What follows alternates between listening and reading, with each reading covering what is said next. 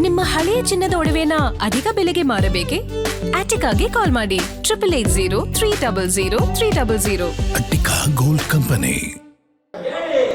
ನೀವು ಮಾಧ್ಯಮ ಬಿಟ್ಟು ಅಲ್ವಾ? ನನ್ನ ಉತ್ತರ ಕೊಟ್ಟಾಯ್ತು. ಒಂದ್ ಕೆಲಸ ಮಾಡ್ರಿ, ಬೆಸ್ಟ್ ರಿಪ್ಲೈ ಗೊತ್ತಾ ಇದಕ್ಕೆ, SIT ಹಾಕ್ಬೋಣ. ಅದಕ್ಕೆ ಉತ್ತರ ಕೊಡ್ತೀನಿ, ಕೇಳಿಸ್ಕೊಳ್ರಿ.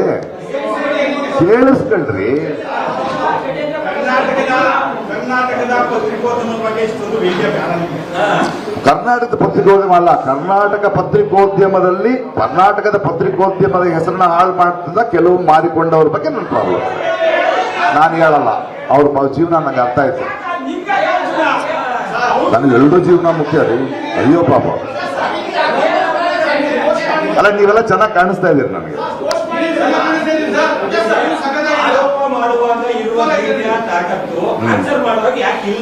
ಆನ್ಸರ್ ಮಾಡಿದ್ರೆ ಒಪ್ಕೊಳ್ಳೋದಕ್ಕೆ ಆಗ್ತಿಲ್ಲ ನಿಮಗೆ.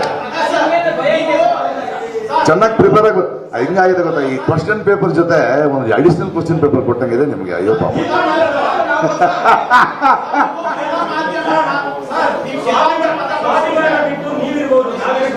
ಓಕೆ, ಮಾನ ಮರ್ಯಾದೆ ಬಿಟ್ಟವರೆಲ್ಲ ನಾಯಕರಾಗಿದ್ದಾರೆ ದೇಶದಲ್ಲಿ, ಪರವಾಗಿಲ್ಲ ಬಿಡಿ.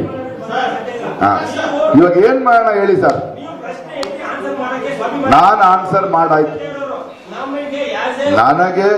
ನನಗೆ ಯಾವುದನ್ನ ಉತ್ತರಿಸಬೇಕು ಅದನ್ನು ಉತ್ತರಿಸಿದ್ರಿ.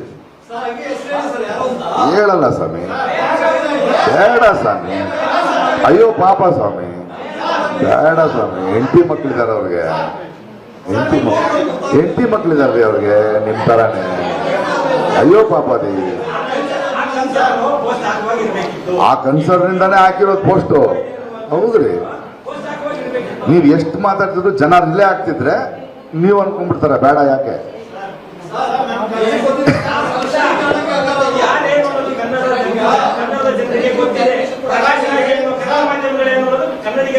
ಹೌದು, ಚೆನ್ನಾಗಿ ಗೊತ್ತಿದೆ. ಭಾರತ ದೇಶದಲ್ಲಿ ಪತ್ರಿಕೋದ್ಯಮದ ಬಗ್ಗೆ ಜನಕ್ಕೆ ಚೆನ್ನಾಗಿ ಗೊತ್ತಿದೆ.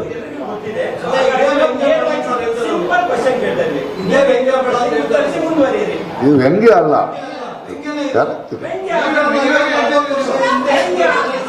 ಈಗಿಲ್ಲ.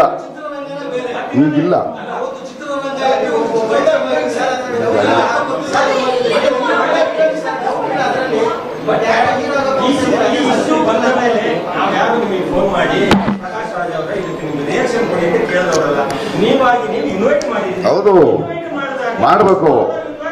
ನಾನು ಪ್ರೆಸ್ ಕಾನ್ಫರೆನ್ಸ್ ಇಡ್ತಾ ಇರೋ ಪ್ರಧಾನಿ ಅಲ್ಲ. ಹಲೋ, ನಾನು ಪ್ರೆಸ್ ಕಾನ್ಫರೆನ್ಸ್ ಹೇಳಕ್ ಬಿಡಿ. ಇವಾಗ ಏನ್ ಮುಂದುವರಿವಾಗ ಬೇಡವಾ? ಆನ್ಸರ್ ಆಯ್ತು, ನನ್ಗೆ ಉತ್ತರ ಆನ್ಸರೇ ಕೊಡೋದ್ರಿ. ನೀವು ಅದನ್ನ ರಿಪೋರ್ಟ್ ಮಾಡಿ. ಯಾರು? ನಾನು ಕೇಳಿಲ್ಲ, ನೀವು ಕೇಳಿದ್ದು ಕೇಳಿದೆ ಅಲ್ವಾ? ಕೇಳ್ಬೇಕಲ್ಲ.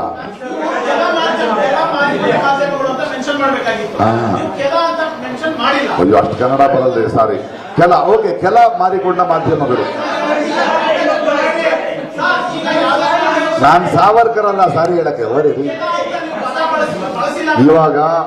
ಇವಾಗ ನಾನು ಉತ್ತರ ಕೊಟ್ಟೆ.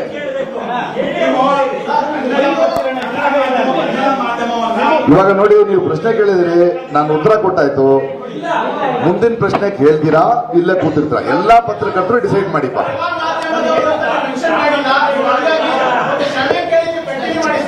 ಕ್ಷಮೆ ಯಾಕ್ರಿ ಕೇಳ್ಬೇಕು?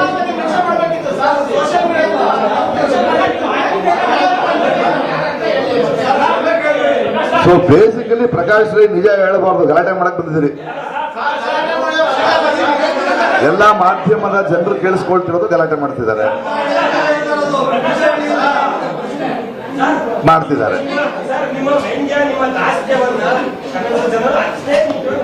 ಹೌದು, ನೋಡ್ತಾ ಇದ್ದಾರೆ, ನಿಮ್ಮನ್ನು ನೋಡ್ತಾ ಇದ್ದಾರೆ ಅಲ್ಲಿ.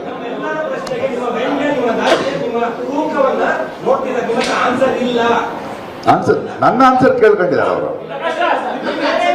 ನೋಡಿ, ನನ್ನ ಹತ್ರ ಇರೋ ಆನ್ಸರ್ ಮಾತ್ರ ಕೊಡ್ಬೋದು, ನನ್ನ ಹತ್ರ ಇಲ್ಲದೇ ಇರೋ ಆನ್ಸರ್ ಕೊಡಕ್ಕಾಗಲ್ಲ.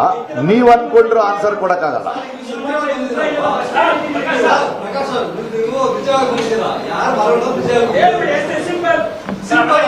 ಅದಕ್ಕೆ ಕಾರಣ ಕೊಟ್ಟೆ ನಾನು.